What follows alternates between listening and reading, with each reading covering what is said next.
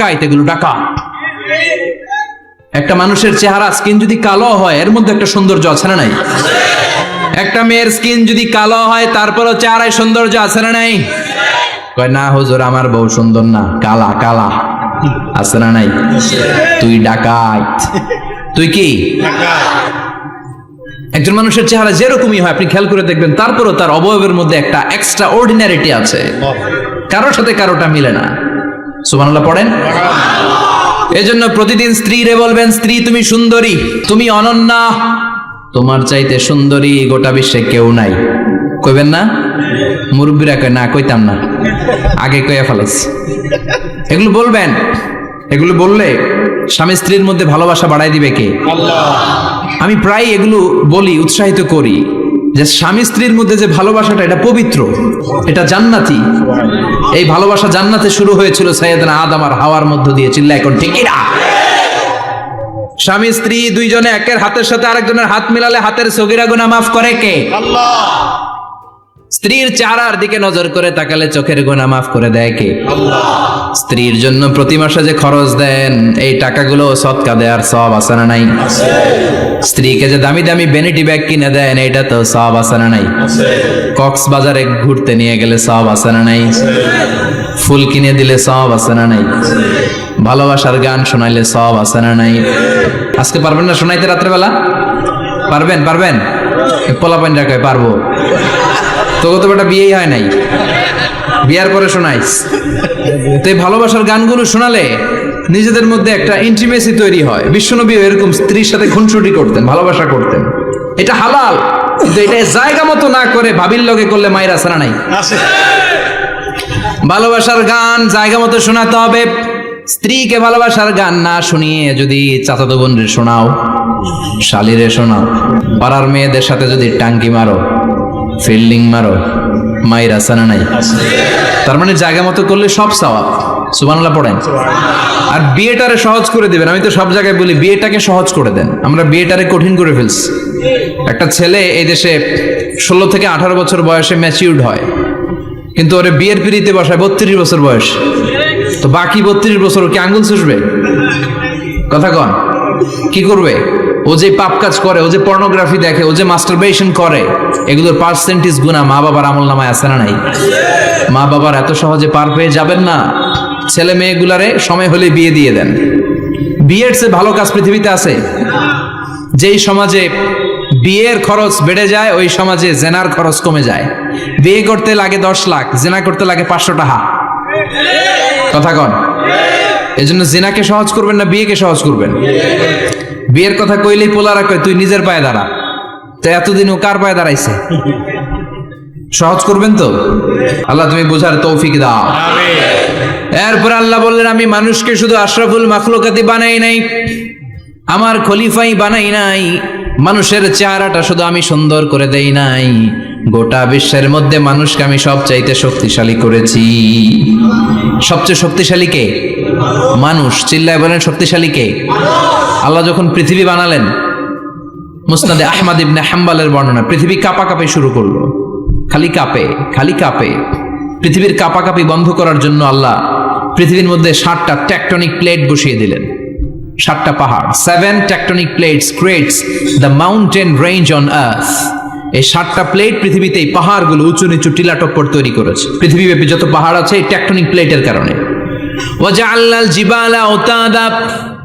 পৃথিবী কাঁপতে শুরু করলো সৃষ্টির পর। পৃথিবীর কাঁপাকাঁপি বন্ধ করে দেওয়ার জন্য আল্লাহ পৃথিবীর ভেতরে পাহাড় ঢুকিয়ে দিলেন। পাহাড় পেরেকের মতো গেড়ে দেওয়ার পরে পৃথিবীর কাঁপাকাঁপি বন্ধ হয়ে যায়। সুবহানাল্লাহ। ফেরেশতারা অবাক হয়ে বলে মাবুদ পৃথিবীর কাঁপাকাঁপি বন্ধ হলো কেমনে? আল্লাহ বললেন ও ফেরেশতারা, পৃথিবীর মধ্যে আমি পাহাড়কে গেড়ে দিয়েছি।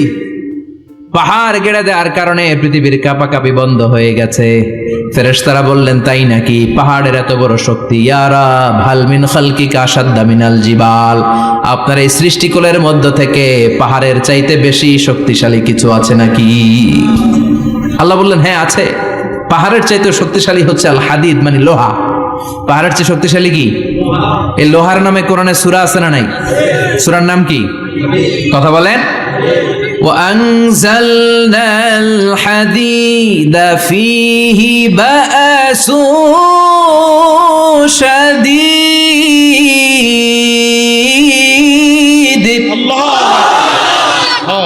আমি আকাশ থেকে জমিনের মধ্যে হাদিদ মানে লোহা পাঠিয়েছি, লোহার মধ্যে আছে প্রচন্ড শক্তি। ওয়া মানাফিউ লিন-নাস, লোহার মধ্যে আছে মানুষের জন্য উপকার। পৃথিবীতে এমন কোনো জিনিস নাই যে এই জায়গায় লোহা নাই, ঠিক কি না? বিমান বানাতে লোহার দরকার আছে না নাই? ঘড়ি বানাতে দরকার আছে না নাই? আংটি বানাতে দরকার আছে না নাই? গাড়ি বানাতে, বাড়ি বানাতে, সব বানাতে কি লাগে? লোহা। আল্লাহ বললেন লোহা সবচেয়ে শক্তিশালী, এটা পাহাড়ের চেয়েও শক্তিশালী, কারণ লোহা পাহাড়ের মধ্যেও ঢুকায় দেওয়া যায়, ঠিক কি না? ফেরেশতারা বললেন আল্লাহ হাল মিন খালকিকা আশাদ মিনাল হাদিদ, আপনার এই সৃষ্টিকুলের মধ্যে থেকে লোহার চাইতেও কি শক্তিশালী কিছু আছে? আল্লাহ বললেন নাআম আছে, লোহার চাইতে শক্তিশালী হলো আন্নার মানে আগুন। আগুনের স্পর্শ পেলে লোহা গলে যায়, ঠিক কি না? আগুন জ্বালিয়ে দিলে লোহা অস্তিত্ব হারিয়ে ফেলে, লোহা গলে যায়। ফেরেশতারা বলল আল্লাহ হাল মিন খালকিকা আশাদ্দা মিনান নার, আপনার সৃষ্টির মধ্য থেকে আগুনের চাইতেও শক্তিশালী কিছু আছে নাকি? আল্লাহ কয় আছে। সেটা কি? কথা কন। মিঠা নদীর পাহানি আল্লাহ তোমার মেহেরবানি, সুন্দর ফুল সুন্দর ফল মিঠা নদীর পাহানি আল্লাহ তোমার মেহেরবানি। তুমি কতই দিলে রতন ভাই বেরাদর পুত্র স্বজন, ক্ষুধা পেলে অন্ন যোগাও মানি চাই না মাহানি আল্লাহ তোমার মেহেরবানি। সুন্দর ফুল সুন্দর ফল আল্লাহ তোমার মেহেরবানি। চিল্লায় পড়েন আল্লাহু আকবার। আল্লাহ বললেন আগুনের চেয়েও শক্তিশালী হলো পানি। আগুনের মধ্যে যদি পানি ঢেলে দেয়া হয় আগুন নিভে যায়, ঠিক কিনা? ফেরেশতারা বলল আল্লাহ আল মিন খালকিকা আশাদ্দা মিনাল মা, আপনার সৃষ্টিকুলের মধ্যে পানির চাইতেও শক্তিশালী কিছু আছে নাকি? আল্লাহ কইলেন আছে। সেটা হইল আর রিহ মানে বাতাস। সুবহানাল্লাহ কোন।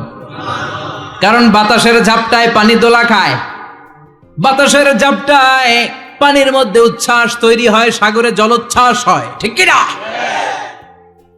বাতাস ধাক্কা মারলে পানিতে দোলা লাগে, সিডর হয়, নার্গিস হয়, আইলা হয়, মহাসেন হয়, ঘূর্ণিঝড় হয়।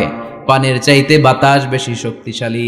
ফেরেশতারা অবাক হয়ে বলে আল্লাহ তাহলে আপনার সৃষ্টিকুলের মধ্য থেকে বাতাসের চাইতেও শক্তিশালী কিছু আছে নাকি? আল্লাহ কয় আছে।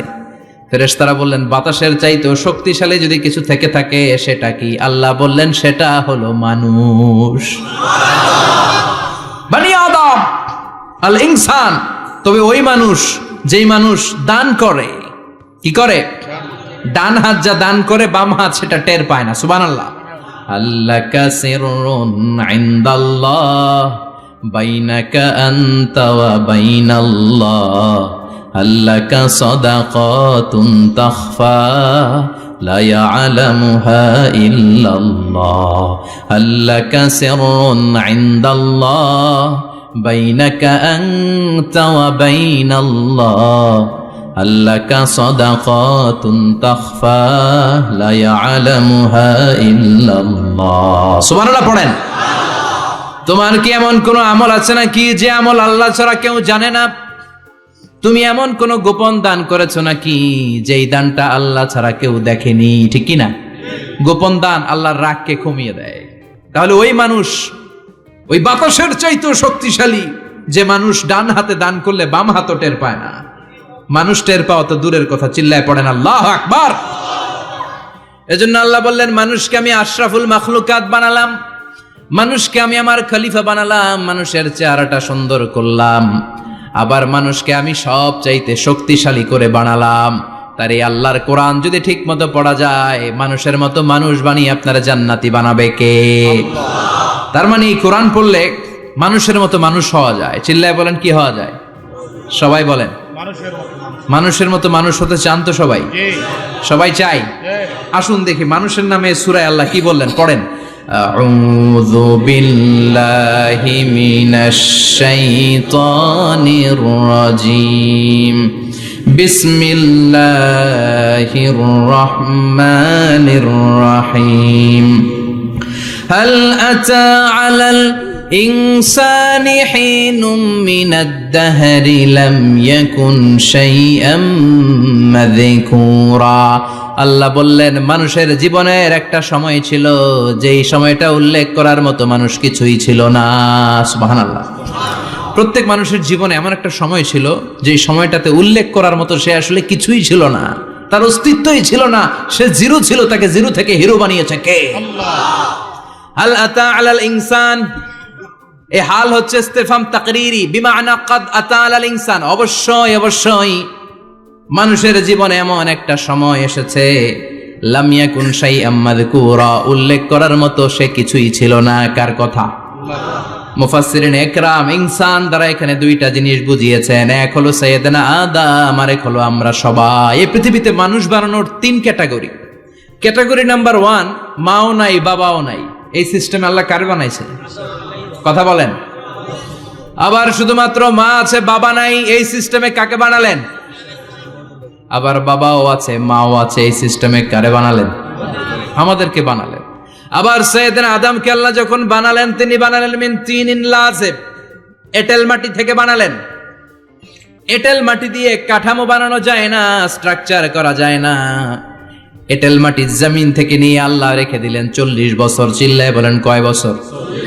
আর আকাশকে বললেন ইয়া সামা আমতিরি আলাইহি 40 সানা, ও আকাশ এই মাটির উপরে 40 বছর তুমি বৃষ্টি দাও। 40 বছর এঁটেল মাটির উপরে বৃষ্টি জমতে জমতে জমতে জমতে এটা হয়ে গেল হামাইম মাসনুন, কাদামাটি। সুবহানাল্লাহ পড়ে। কাদামাটি থেকে গেল 40 বছর। কাদামাটি থেকে আল্লাহ সাইয়েদনা আদম আলাইহিস সালামের ডাইস বানালেন। তারপরে আল্লাহ সূর্যরে বললেন ইয়া শামসু হাররিকি আলাইহি 40 ইয়াউমা, ও সূর্য এবার আদমের কায়ার উপরে, মূর্তির উপরে তুমি 40 বছর সূর্যের আলো দাও। 40 বছর সূর্যের প্রখর ও তীব্র তির্যক তাপে এবং কিরণে আদম হয়ে গেছে এখন সলসলিন কাল ফাখার, টোকা মারলে ঠন ঠন করে। সুবহানাল্লাহ পড়ে। এখনো রুহের ফুৎকার দেয় নাই এখনো, কিন্তু কেটে গেছে 120 বছর। 340 কত? 120 বছর চলে গেল। এই বিশাল লম্বা সময়ে আল্লাহ বললেন লাম ইয়াকুন শাইআম মাযকুরা, উল্লেখ করার মতো আদম কিছুই ছিল না। রুহের ফুৎকার যেহেতু দেয় নাই 140 বছর, এটা এঁটেল মাটি, পরে ছিল কাদামাটি, এরপরে হয়েছে মূর্তি, ঠনঠনে মূর্তি। উল্লেখ করার মতো আদমের জীবনে 124 বছরে কিছুই ছিল না। চিল্লায় বলেন ঠিক কিনা? আবার আমরাও যারা সলিমদ্দি কলিমদ্দি, আমরাও আমাদের মায়ের পেটের ভেতরে প্রথমে ছিলাম 40 দিন। বুখারীর বর্ণনা ইন্না হাদাকুম ইউজমাউ খালকুহু ফি বাতনি উম্মিহি 40 ইয়াওমান সুম্মা ইয়াকুনু নুতফাতান মিসলা যালিক সুম্মা ইয়াকুনু আলাকাতান মিসলা যালিক ফায়াতি ইলাইহিল মালাকু ফায়ানফাখু ফীহির রূহ। আমরা যারা সলিমদ্দি কলিমদ্দি, আমরা আমাদের মায়ের পেটের ভেতরে 40 দিন ছিলাম নুতফা, এক ফোঁটা বীর্য। তারপরে 40 দিন ছিলাম আলাকা, রক্তপিণ্ড। তারপরে 40 দিন ছিলাম মুদগা, গোশতপিণ্ড। 340 120 দিন। কয় দিন? এই 120 দিনের লম্বা সময়ে লাম ইয়াকুন শাইআম মাযকুরা, উল্লেখ করার মতো আমরা আসলে কিছুই ছিলাম না, কারণ মানুষই তো হয় নাই, ডিফর্ম বেবি, এখনো দেহের আগাগোড়া কিছু হয় নাই। 120 দিন পর ফেরেশতা এসে আমার দেহের মধ্যে ফুৎকার দিয়ে যায়, তখন আমার হার্ট পার্টিশন চালু হয়ে যায়, আমার হার্টবিট চালু হয়, সিস্টোলিক ডায়াস্টোলিক, এই যে ধপ ধপ ধপ, এই প্রেসারটা ছাড়া মানুষ বাঁচে? ফুসফুসের কাজ কি? খালি ধপ ধপ করে, দম টানে আর দম নেয়, দম ফুরাইলে ঠুস। আমরা ছিলাম নুতফা, আলাকা, মুদগা, sperm drop, then blood clot, and finally the little flesh. আমি আমার এমফিল রিসার্চ করেছি এটার উপর, এটা ইংরেজিতে বলে এমব্রয়োলজি, ভ্রূণতত্ত্ব। How the little embryo develops in mother womb, মায়ের পেটে এই ছোট্ট ভ্রূণ, এটা কেমন করে শুক্রাণু ডিম্বাণু থেকে 8 মাস 10 মাস 9 মাস পরে কেমন করে জমিনে আসে। How the little embryo develops in mother womb, মায়ের পেটে কেমন করে ডেভেলপ করে। একেবারে ক্ষুদ্র ছিলাম আমি, তুচ্ছ ছিলাম আমি, নগণ্য ছিলাম আমি, আমার কোনো নাম ছিল না, আমার কোনো গ্রাম ছিল না, আমার কোনো পরিচয় ছিল না। এখন দুনিয়াতে আমাদের পরিচয় আছে না নাই?